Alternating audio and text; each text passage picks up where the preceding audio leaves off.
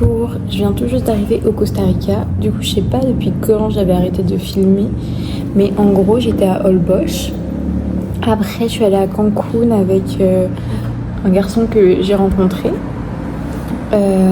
C'était cool. Enfin, après Cancun, il n'y a pas grand chose à faire. On a été faire le musée Maya et voir la plage.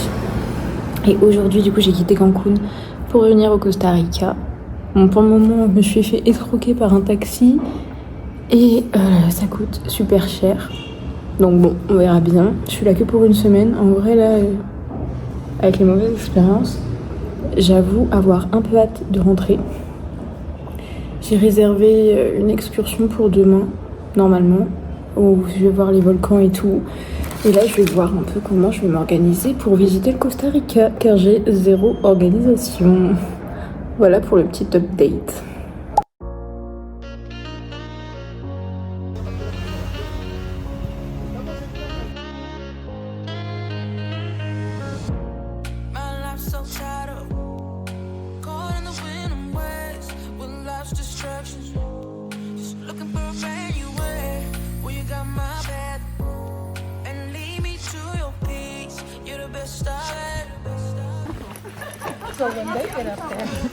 Du coup là je suis au volcan Poas.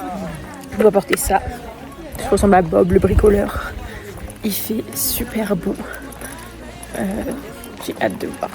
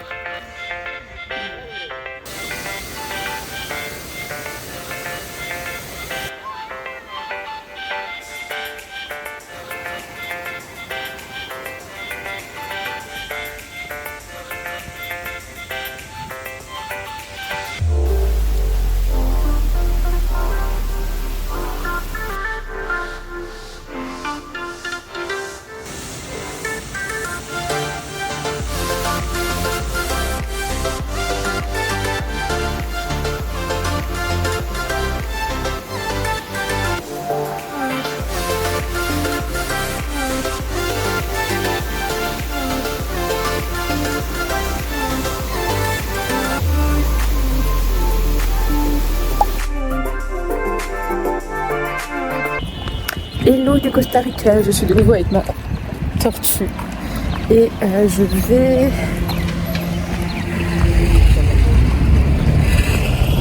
vais essayer d'aller à Puerto Fierro. Hier, du coup, j'ai fait l'excursion pour faire le volcan, voir pas un champ de café, mais un truc de production de café et La Paz, Waterfall Garden. C'était très sympa. Maintenant, je vais essayer de retourner côté plage. Trop hâte.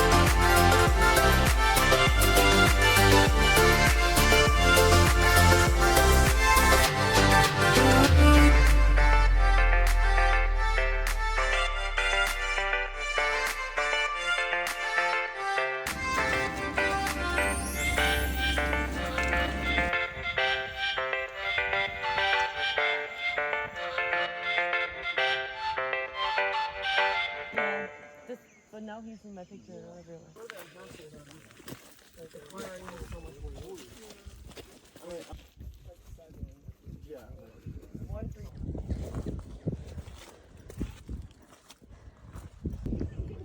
They have a blue football field in that.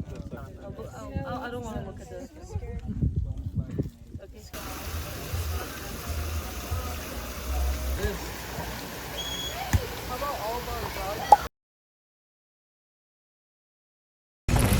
Bon, je crois que je vous ai pas trop filmé, parlé en tout cas pendant mon voyage au Costa Rica. Mais donc j'étais à Puerto Viejo, en fait j'avais rencontré des Danois. Et à Puerto Viejo, bah, le temps il était pas fou. Du coup j'ai fait que plage et traîner un peu. Ensuite je suis allée à La Fortuna. Et hier du coup on a fait un tour. Mais pareil, genre il a plu toute la journée et là encore le temps, comme vous pouvez le voir, il est pas exceptionnel. Et aujourd'hui du coup je quitte La Fortuna cet après-midi pour retourner à San José car demain j'ai mon vol retour en France. On croise les doigts parce qu'en fait je transite par le Canada et je transite par le Canada. Et je n'étais pas au courant, mais c'est comme pour les États-Unis, genre il faut un papier spécial, donc il coûte là genre $7 pour justifier que pour avoir une autorisation de transiter, même si c'est juste en transit. Sauf que ça peut prendre 72 heures, et que mon vol est demain et que j'ai fait la demande ce matin. Donc bon, croisons les doigts pour que je puisse rentrer, sinon je sens que ça va pas trop le faire quoi.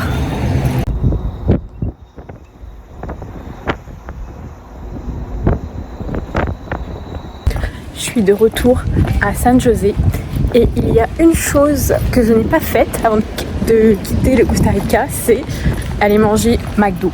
Oui, parce que du coup, je mange McDo dans tous les pays du monde que je fais. Et là, je ne l'ai pas fait. Donc, let's go!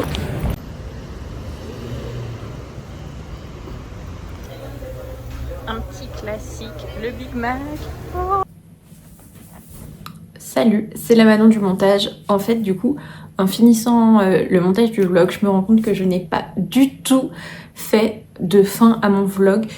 Mon voyage au Costa Rica, du coup, a duré une dizaine de jours. Je suis arrivée à San José. En fait, quand vous atterrissez au Costa Rica, c'est forcément San José, vu que c'est la capitale. C'est le seul aéroport qu'il y a. Et c'est la seule ville aussi du pays. Enfin la seule, oui, ville, parce qu'après c'est pas vraiment considéré comme des villes apparemment. Et c'est vrai qu'à San José, je suis arrivée, déjà j'étais un peu triste parce que je venais de passer un mois au Mexique, à la fin je m'étais fait plein d'amis, et là du coup devoir de nouveau me retrouver solo, ça me faisait un peu bizarre. Et après, en ce qui concerne en fait mon arrivée, j'avais déjà lu plein de trucs comme quoi il y avait plein d'arnaques, même quand vous arrivez au Costa Rica, en fait il y a carrément des panneaux d'affichage avec écrit prenez les taxis orange, pas les taxis rouges c'est les taxis arnaques, etc.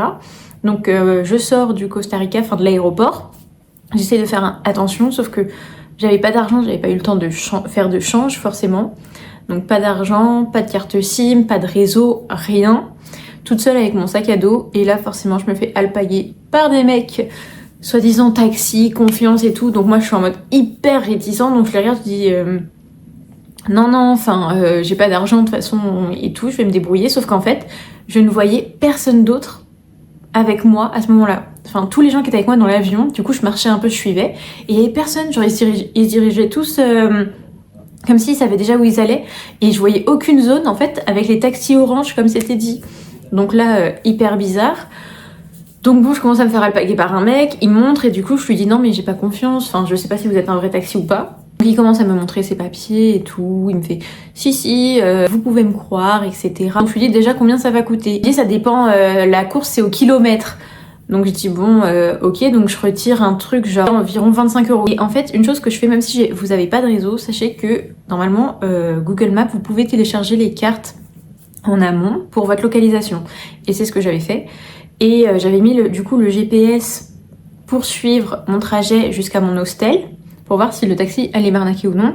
Ça a commencé comme ça, il m'a arnaqué, le type a commencé à faire un détour, je vois sur le GPS en gros qui dit qu'il faut tourner à gauche, je vois que taxi tourne à droite pour ensuite retourner à gauche, genre faire une longue ligne droite et tout. Et là, je me dis, ok, il commence à se foutre de moi. Il commence à m'arnaquer, ça va pas le faire du tout.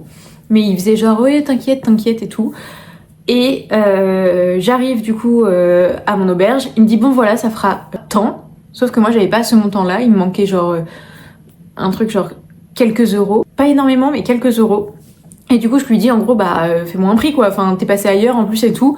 Non, je te dépose au prochain truc de distributeur. Donc il me dépose un truc de distributeur, mais déjà ça l'agaçait en fait que j'ai pas le montant. Il me prend l'argent, il m'avait même pas déposé du coup devant mon auberge, il m'avait déposé dans une rue à côté et il m'avait jeté mon sac à dos dehors et tout. Et là en fait ça commençait super mal du coup, mais mentalement c'était un peu raide. Et après ça, comme vous avez pu le voir dans les vidéos, du coup j'ai eu que du mauvais temps quasiment. Au Costa Rica, ça coûte une blinde. Vous voulez faire une excursion, c'est minimum 100 balles. J'ai fait des excursions à chaque fois pour voir des volcans, pour essayer de voir en fait un maximum de faune et de flore, de pays, parce que j'avais pas non plus énormément de temps. Mais en fait, ça m'a coûté une blinde. Enfin, c'était à chaque fois 100 balles pour une excursion où au final, tu marches 3 heures. Après, évidemment, je critique pas le pays par rapport à ça parce que la météo, ça se contrôle pas et je le sais très bien. Mais c'est juste que forcément, intérieurement, t'as un peu le seum de payer 100 balles pour aller voir un volcan où au final tu marches 3 heures sous la flotte puis tu vois pas ton volcan parce qu'il y a du brouillard, mais bon, ça c'est la vie. Mais ça joue forcément un peu sur le mental. Il y avait aussi forcément les mêmes histoires qu'au Mexique, entre guillemets sentimentalement. Et j'avais fait des rencontres après au Costa Rica, mais c'est vrai que c'était dur. En plus, c'était pas des Français. Donc au bout d'un moment, j'avoue que moi, parler anglais, ça m'épuise un peu. Enfin, je suis pas du tout bilingue, donc du coup, c'est compliqué. Et je pense que mentalement, ça allait vraiment plus. En plus, la météo faisait pas que ça allait mieux. Puis donc je suis partie à Puerto Viejo, c'était super beau et là j'étais avec les Danois, mais je comprenais pas toujours tout et puis j'avais l'impression de en plus pas pouvoir faire grand chose parce que tout coûtait tellement cher, tu voulais te déplacer ou autre, ça coûtait toujours une blinde. Pareil quand je suis partie à la Fortuna et que j'ai fait l'excursion pour le volcan et les cascades, c'était magnifique, on va pas se mentir, la faune et la flore sont magnifiques. Mais quand il fait beau, forcément, quand il fait pas beau, ça casse un peu le truc. J'ai pas eu trop de chance de ce côté-là. Le problème, du coup, c'est que moi, j'ai retenu, on va dire, que le négatif de mon voyage au Costa Rica. Le Costa Rica n'est pas forcément une destination que je recommanderais en termes de voyageurs solo en tant que femme. Et aussi parce que la vie coûte super cher. Déjà, tu peux payer soit en dollars, soit en... Je sais plus ce que c'est, mais il y a une monnaie locale, mais ça coûte super cher. En fait, comme il y a énormément d'Américains, de ce que j'avais compris, qui viennent, car tu peux payer en dollars et tout, la vie coûte assez cher. Le Costa Rica n'est pas forcément un pays safe. J'avais lu que la ville était pas très très safe, et je l'ai vécu à plusieurs reprises, du coup, par mon arrivée avec les taxis. Et le dernier jour, donc vous avez vu, je pars au McDo, et j'ai pas filmé après, mais en fait... Une fois que j'ai quitté le McDo, donc à San José, c'est des énormes avenues des fois où il n'y a pas de passage piéton nulle part, limite. Donc au bout d'un moment, je voulais traverser. Donc je regarde que les feux soient rouges dans les routes et je traverse. Et là, un mec me fonce dessus avec sa voiture et pile, vraiment, ça c'était moi, ça c'est la voiture, il pile comme ça et il m'insulte genre d'idiote. Et j'étais en mode... Mais j'avais vraiment fait attention et tout pour traverser. Justement, au moment où en gros lui passait, moi j'étais déjà face aux voitures qui étaient au feu rouge. Donc en soi je le gênais pas. Mais bref, du coup c'était aussi une sorte de petite mauvaise expérience forcément quand t'es à deux doigts de te faire écraser. Je suis restée un peu tétanisée sur le coup. Mais tout ça a fait que mon voyage au Costa Rica n'était pas le plus beau voyage de ma vie et que j'étais assez pressée de rentrer en France. Mais forcément, chacun a ses avis. Je connais plein de gens qui sont partis au Costa Rica et qui ont adoré. Après, peut-être qu'ils étaient mieux organisés. Moi, je suis arrivée au Costa Rica avec 0 organisation. Je ne savais pas où j'allais aller. Je savais juste que j'atterrissais à la capitale tel jour, qu'il fallait que je reçoive à la capitale tel jour. Et c'est tout pour prendre mon avion. Mais c'est pour ça qu'après, quand je faisais des excursions, j'essayais de faire un max d'excursions pour voir un maximum de paysages et tout, et de visiter un maximum. Et je posais la question aux locaux, aux guides par exemple dans les excursions, quel côté tu me conseillerais du Costa Rica, quand j'ai peu de temps, où aller, qu'est-ce qui est le plus beau. Et il y avait soit la côte côté Puerto Viejo, soit il y a une autre côte dont j'ai oublié le nom, mais que je vais mettre à l'écran. Tu sais, je fais mes petites recherches, je fais bien mon montage. Mais donc il y avait autre côte. Mais là, on m'avait dit en fait, si tu cherches vraiment à être dépaysé, va à Puerto Viejo parce que c'est beaucoup plus local. Et c'est vrai, c'était très chill. Par contre, c'est une petite ville, hein, c'est très chill, baba cool quoi. En fait, au Costa Rica, il y a énormément de choses à voir. Mais je pense que c'est mieux de le faire à plusieurs aussi. Et l'autre partie, en fait, c'était beaucoup plus apparemment américain. Parce que mon guide me l'avait conseillé. Et franchement, je le regrette pas, hein. J'ai vu des plages magnifiques. Mais après, comme le temps faisait que, et que si tu voulais te déplacer, il fallait forcément prendre des tuk-tuk qui coûtaient je ne sais plus combien de dollars à chaque fois, 10 dollars à chaque aller et tout. Et encore comme j'étais avec les Danois, du coup forcément on partageait, donc ça revenait un peu moins cher, mais ça coûte super cher le Costa Rica, donc je recommande pas d'y aller solo pour la sécurité et de par les tarifs, c'est mieux de partager. Mais je recommande le Costa Rica pour les beaux paysages. Après, tout dépend des gens, si vous avez de la chance ou non avec la météo. Moi pourtant j'y étais pendant normalement une bonne période. Mais voilà, pour ma semaine au Costa Rica. J'espère que ce petit vlog vous a plu. Je n'ai pas énormément parlé pendant la vidéo, c'est vrai, c'est beaucoup de paysages et tout. Mais j'espère quand même que cette vidéo vous aura plu. N'hésitez pas si vous avez des questions à me les dire en commentaire. Et surtout, abonnez-vous!